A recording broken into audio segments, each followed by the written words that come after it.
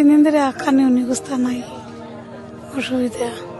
হাঁস মুরগ লইয়া তক্তান রাস্তাঘাটে বই রয়েছি, বাসান যাইতারি না।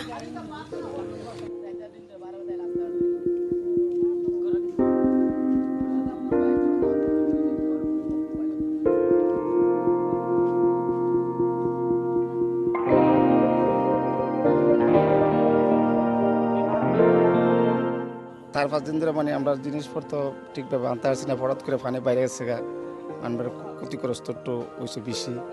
আমরা আছি একটু মনে করেন যে একটু কষ্টের ভিতরে, 2-4-5 দিন ধরে মানে আমরা রাস্তার মধ্যে আছি।